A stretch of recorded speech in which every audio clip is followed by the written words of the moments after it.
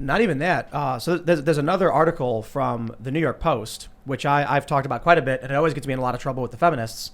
Women are struggling to find men who make as much money as they do. Mm-hmm. And look, when we have Jack Murphy on the show, and we had a long conversation about this, where he was saying that if you're a guy and you're successful, why would you find a woman your own age when you could have someone 10, 15 years younger? So you're 35, you go for a 22-year-old, dedicated housewife, doesn't have a career.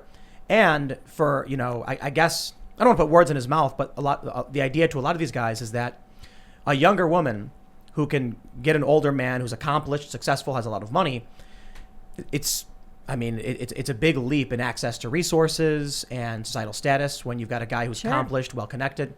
So if you have a woman who's, say, 30 or in her 30s, and she's working, a job, she's making maybe $65,000, $70,000 a year, working at a publication in New York City, a guy who's the same age, who's making that much money, could probably easily get a much, much younger woman, because that's a lot of money to a younger person, which I imagine must make it more difficult for women. Yeah, that's exactly right. So that's it. It's like we gotta rock and hard, I guess. Yeah. Yeah. No, that's the issue, and so I'm looking toward Gen Z and whatever that we're going to call the next generation.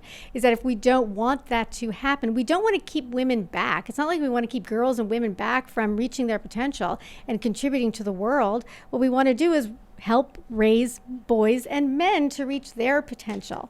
You mentioned femininity earlier and how it's one of the things that can bring men to their knees. Yes. And I thought about proposal and how men propose from their knees. Exactly. And it's like, when you're brought to your knees, like why is that a thing? Is it because they were so like broken and desperate and please be with me forever? Like, please don't leave. Like, is that why they're doing it from their knees? Because they're like begging to God, which is the woman? It could be. It could be. I don't know it's where. It's the same reason, you ever see that really funny video where there's like two birds and like the female bird looks kind of normal, just like a brown bird or whatever, but the male bird is like jet black and it's jumping back and forth dancing. It's like trying to prove their worth. So when the guy gets on his knee, he's basically saying to the woman, I will never leave you. I am on my knees for you. So you will be safe with me if you get pregnant. So you mentioned, evolution. Mm-hmm. A woman who gets pregnant is at risk. Right. I mean, you're not going to be running. You're not going to be fighting. You need protection. Right. And so you need to know that the guy is going to stand up. And I guess the problem arises in that we are the apex predator. We kill and eat basically everything. And in cities, the only predators are other humans. Mm-hmm. So there's still a need for some protection, but also access to resources is important. Now everything's kind of changing, especially with, maternity laws. So women get pregnant, they can keep working. And now a lot of companies are like, even if once a woman gets pregnant, she can go home, she can stay home, and we'll still keep paying her. Mm-hmm. So I think that also, we keep moving this direction. We're going to keep removing the need for marriage, which is going to slowly eat away at families having children, to result in slow population growth. Seems like it's just dominoes falling over. Well, in fact, there is a rise in people living together, couples living together and not getting married.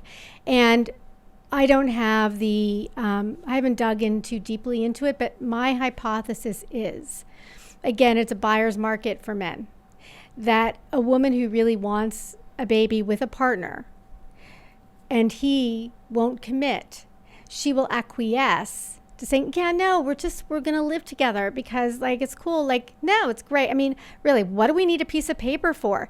Because if not, he's going to go to the next person, right? So, and this is what's going on in campus. This is what the hookup culture is about. A girl will, girls are, kids are kids. So yeah, I am old. On campus, the hookup culture is because there's so many more girls than, except for maybe MIT, than men on campus. And girls say, well, no, it doesn't mean anything. No, we're just friends. No. But really what she's really saying, I bet, is pick me. Like, let me do whatever I can to show him how good I am in bed, how much I love him, how much I care about him. But no, it's all cool. No, don't worry about it. Women are acquiescing all the time. And in fact, they're acting like men. Men are the ones who spread the seed. Men are the ones who have sex with a lot of women. All of a sudden, women are doing it. And I say, you know what? No, women don't really want to have sex like men. They want to have sex like women. And what they're doing is they are listening to this narrative that in order to be equal to men, they have to be men. And that happens even when it comes to sex with 22-year-olds. It reminds me of like similar things to what, Jordan Peterson talks about, women trying to be men. It also reminds me of like jokes from Family Guy where they did one where it's the woman trying to fit in with all the guys, desperately trying to act like a guy as if that's what she should be doing. Right. Yeah, it's not confidence building, No. everything that's happening. But I will mention one thing as for marriage. Mm-hmm. If there was one message that I was smacked in the head with over and over again as I was growing up is do not get married. You will regret it. Who said that to you? Married with Children, the highest rated show sure. at the time. My parents wouldn't let us watch it. Yes, a syndicated show where Al Bundy, I got the chills. Al Bundy, the main character, hated his wife. They hated each other. So sad. But it's not the only show. I'd constantly, you hear this all the time from older men. They call it the ball and chain. Right. Now, what kind of message is that to a guy? Then you look at divorce courts. Mm-hmm. Oh. There was a case, I think this was in Illinois, where a man and a woman were getting divorced, and it was partly because of the woman's, I think it was like drug addiction. It's been a long time since I've read the story. The court sided with the mother, who was a known drug addict, because courts have a bias towards the woman, and then she killed her kids. Yeah. And so the dad, who was a regular working class guy, begged the court, this woman has been arrested before, she does drugs, it's dangerous. And they said, we can't take a kid away from their mother. And then she ended up killing them because she didn't want him to have him, and then taking her own life, like overdosing. So when you hear these stories all the time, when you constantly hear about how divorce courts, what is it, like 84% of the time favor the woman? What's the incentive for a man to marry a woman if all it means for him is that he can lose half of his life and still lose his kids in the long run? Why do it? It breaks my heart. I've certainly dated divorced men, and I've heard chilling stories. My friend Greg Ellis, his book is coming out Father's Day or that week, called The Respondent, and it is about his hellish experience of being divorced or his wife springing. It's literally page like a thriller. Like it reads like a thriller. The hell he has gone through, and the hell that men go through. I think that for some reason everything needs to be equity is everywhere, equality is everywhere, but when it comes to family law, it is so incredibly unfair to men, and it sincerely breaks my heart. And to your point, it doesn't help women, because it means that a woman can basically, it's really this sort of believe all women, idea, philosophy in courts. And it breaks my heart because men are wonderful. There's as many bad men as there are bad women. It's not men are fantastic, and men do so much for their families generally. So I'm with you. But I think that the reason why men marry women is because they love them, which doesn't mean that things don't happen and that people don't change or circumstances, what have you, right? For whatever reason, people get divorced. But I believe in love, and I believe that a man is better with a partner and a woman is better with a partner, and whether that could be the same sex. The idea is that we are better when we have a strong existential, spiritual, emotional, mental connection with somebody. We do better in life, and marriage is a strong partnership to do that. Now, I have not married, not because I didn't want to. I still want to, but I never wanted to marry a man I wasn't in love with, because every man deserves to be loved, and I didn't want to be in a relationship where I didn't feel loved. So I wonder though. I was reading. Well, I was reading this a while ago, but I was also reading it recently that love and marriage is a modern construct.